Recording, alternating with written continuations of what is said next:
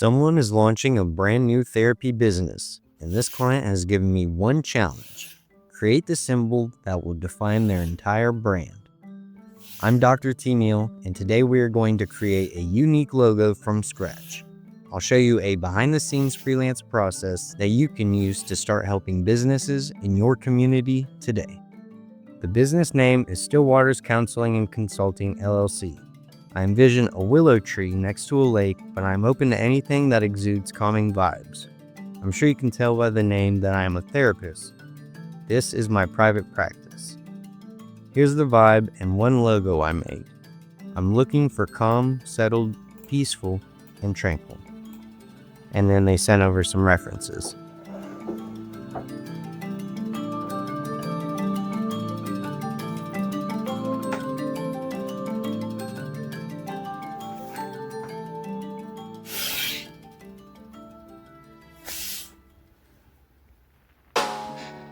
The best way for me to find the ground floor of a project is to start with simple tools. Things like pencils, markers, paper, and rulers, just to stay loose and creative. Starting with a blank page, I use a ruler to create a large rectangle. Then I can divide that into smaller sections. I like to use small boxes to plot out multiple versions of a concept where I can play around with the form and composition. I usually do this for every project, but I don't always show it because it's not pretty. I keep sketchbooks for jotting down notes and purging ideas. Nothing is final here, and it's important to understand the theme of the logo. I'm finding out what visuals play nicely with the references provided by the client. Having the client be as specific as possible gives you the advantage of knowing how to create what they want. If they can provide photos, fonts, and colors from the beginning, you will save a lot of time. You're developing their vision, and that's why it's good to have various styles and cultures that you can speak about so these characteristics truly come through in the project. Using my various pens and markers, I'm getting familiar with willow trees and ways to simplify all of their limbs and details. They also mentioned that water needs to be present and easily identifiable. So I tried all kinds of ideas that could contain the simplified subjects within other shapes.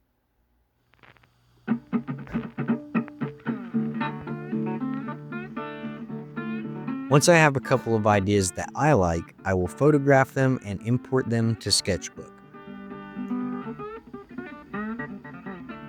I need to start with a large canvas, so we have the option to scale the logo. In this case, I chose 5,000 by 5,000 pixels. Sketchbook, or as some people call it by its former title, Autodesk Sketchbook, is like the Android iOS equivalent of Procreate for Apple products. Although it is highly advised you use programs with vector graphics like Adobe products for scaling printing sizes from stickers to billboards. If you are using pixel dimensions like I am here, you risk the chance of blurring or pixelating your work when creating materials. However, this is still a very efficient way to get the job done, and people have created logos with less. This also gives us the opportunity to stand out with its imperfections, and the design can always be vectorized later on with a budget. During this stage, I am able to clean up the initial concepts using the symmetry tool. The digital brushes I used for this project were the basic inking pen and the basic signature ink. When I create shapes or lines that defy the symmetry or presets, I turn on predictive stroke to smooth out my lines. Now that I have the first drafts of logos drawn, I move on to the second part of this step. The client made notes specifically about fonts and vibes, so it's also up to me to make the raw logo fit with the title of the business. For drafting purposes, Canva offers a wide variety of free options that I can use before creating the final assets. Here, I am locating some usable fonts that will be close to our final. I also took this time to find some background textures to display the logos. I plan to provide multiple versions of their requests so when I show the client, they can steer me in the right direction. I send them the first draft of logos and ideas that I had, and here's what I got back. I like the inclusion of the entire tree with water. I'd like to see what they would look like with different fonts. I specialize in working with women, so adding in softer lines or something to make it appear more feminine would also be good. I like the idea of using green for the background. I'm leaning towards a more olive color. Now that I have received feedback, I can focus on the finer details. They mentioned using an olive color this time around. Even though I was just providing a background for pictures, I am now tasked with including these background colors.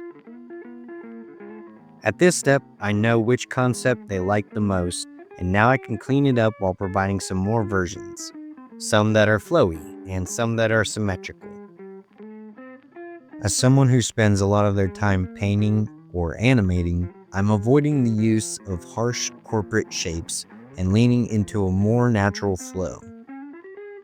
This vision has already come so far in terms of the inciting conversation, but there are still adjustments to make.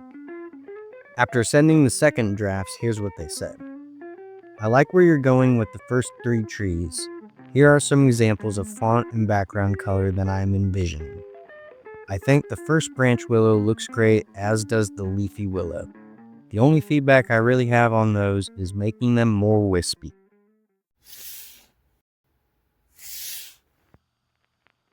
Using the color picking tool, I can now directly use the client's source for colors.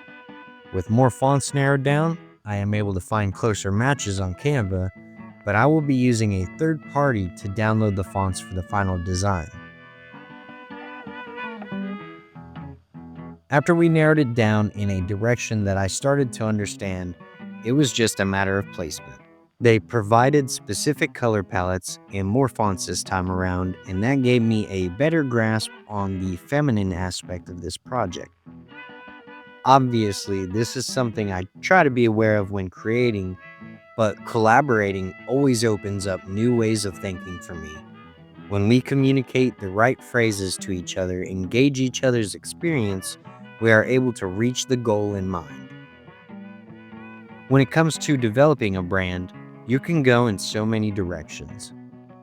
And usually, if you hire an artist to draw the logo, they aren't the ones doing the rest of the identity development work, but I'm pretty used to this in a small town.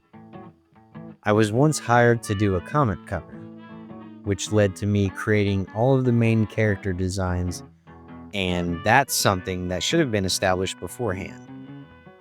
Before you know it, I was titling the cover and creating their comic's business logo. The deeper you get into it, you realize they had a fantasy and didn't know how it worked. People mistakenly put the expectations of an entire team on singular artists all the time. The more you deal with these freelance opportunities, you learn how to identify who is legitimate about their requests and what to say, establishing a stance from the very beginning that both parties can understand. These days, I make all of my issues known up front so there aren't any misconceptions when it comes time to work. My clients have been very respectful. It just took time for me to learn how things are created, then I could foresee these kinds of problems. Since this client was especially generous and understanding, for this draft I wanted to impress them by presenting the logos and fonts on product mockups. These are blank materials that I can plug their brand into to give them a visualization of what this logo could look like printed on stationery and promotional items. I sent them the latest drafts with all of their updates, and I included product mockups so they could see what their logo would look like on envelopes and packages. And here's what they said. Yes, you definitely understood the assignment. These are fantastic. Thank you so much for the time and attention you put into these. It just really speaks to me of tranquil vibes.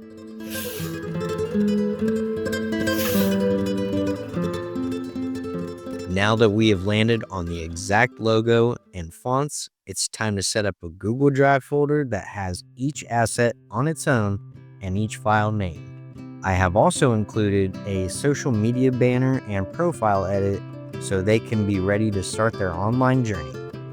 Once they are all uploaded into the folder, I send the client the link so they may begin downloading their files at full quality.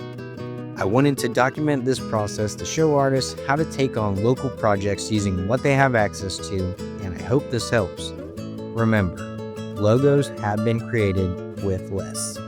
Let me know in the comments if you have any questions or suggestions. If you like this video, check out some of the other processes on the Creative Jargon channel, and stay creative, folks.